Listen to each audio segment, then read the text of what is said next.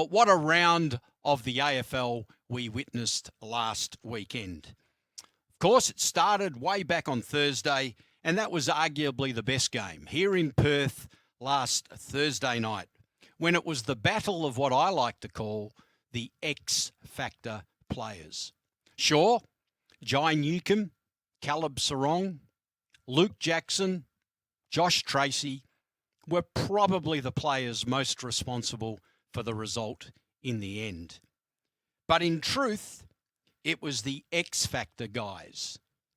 Nick Watson, the Wizard, who kept Hawthorn well and truly into the contest in the first half.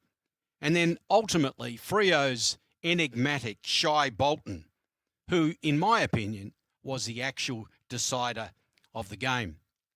Same too when we fast forwarded to the Richmond versus Adelaide game.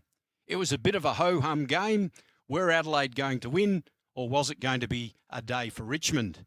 And then lo and behold, the X-Factor guy, Isaac Rankine, woke up and man, no one could stop him. And he turned the tables for Adelaide. So this morning, I'd like to delve deep into the captivating world of celebrating the unique talents of players, the elusive X-Factor in the AFL. These are, in my opinion, the game changers. They're not likely to win a Brownlow medal. They're very unlikely in the past to have won a Sandover medal, but they are certainly the players who have made an indelible mark on the game, and their on-field brilliance has often resulted in victories for their teams. So, who am I talking about? Let's kick things off by looking at the standout talents that are currently lighting up the AFL. The number one person for me is Cameron Rayner, the Brisbane small, enigmatic forward. Or, when they need, they throw him into the centre and anything happens. Ironically, just the other day on a rival radio station, I was listening to a fabulous interview between Ken Hinkley and a former player of his, Chad Corns. Of course, we all know Chad Corns was a tagger, and Ken Hinkley was obviously Port Adelaide's coach. Anyway, Chad Corns was telling Ken Hinkley, I don't know about Cam Rayner from the Brisbane Lions. I really think he doesn't live up to his potential. If I was coaching him, I'd have him do a lot more of the little things. And Ken Hinkley said to him, Chad, mate, settle down.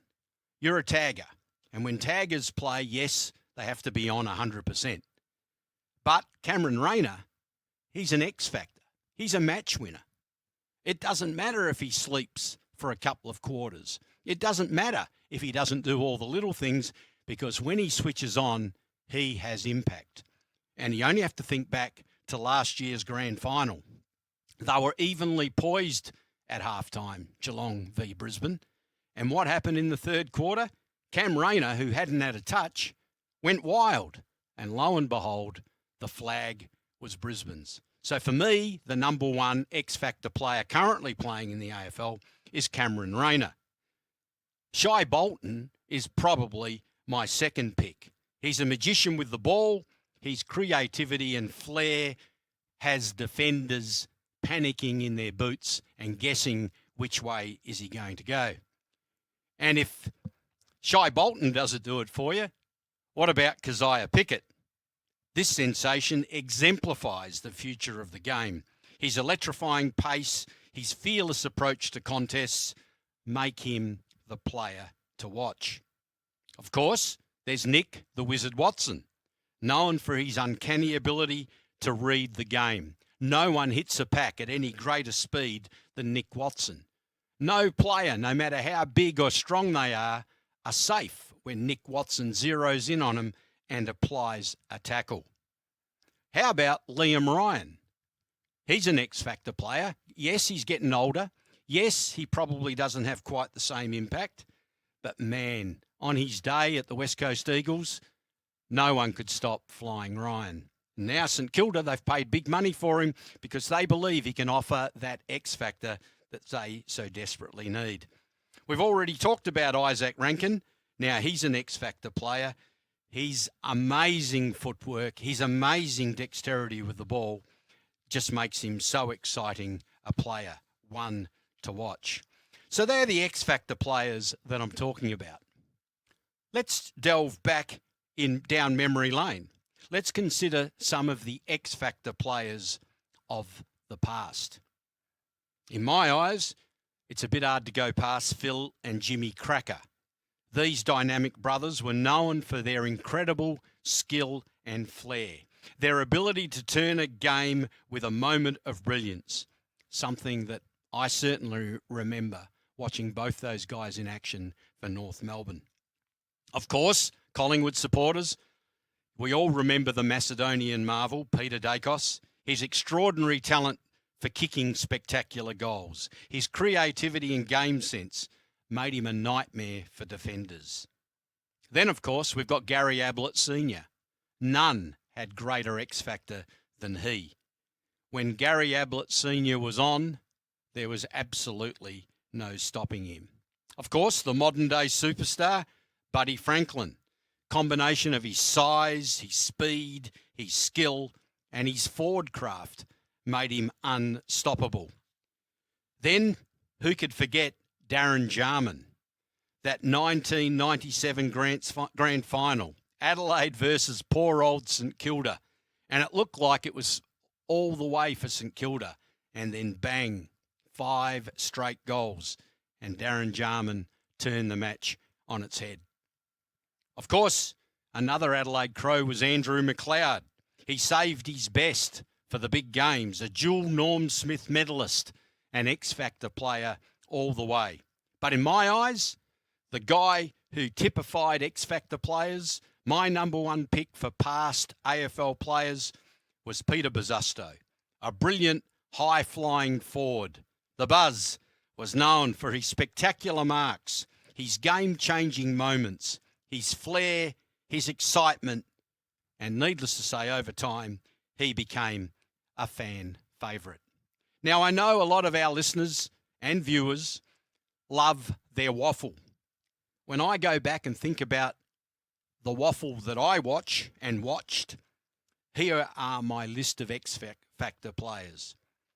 East Fremantle had this guy called Kevin Taylor. I was involved as an assistant coach at East Fremantle when Kevin Taylor was playing. No one frustrated us more. For 1-2 quarters, Kevin Taylor appeared as though he was asleep. And then bang, Kevin Taylor, I don't know why, decided to start playing, and there was absolutely no stopping East Fremantle when Kevin Taylor got going. Andrew McNish, yes, he played at AFL level, but at Subiaco, he was unbelievable. Even more important, in the State of Origin in 1986, Andrew McNish went wild and WA got over the Big V.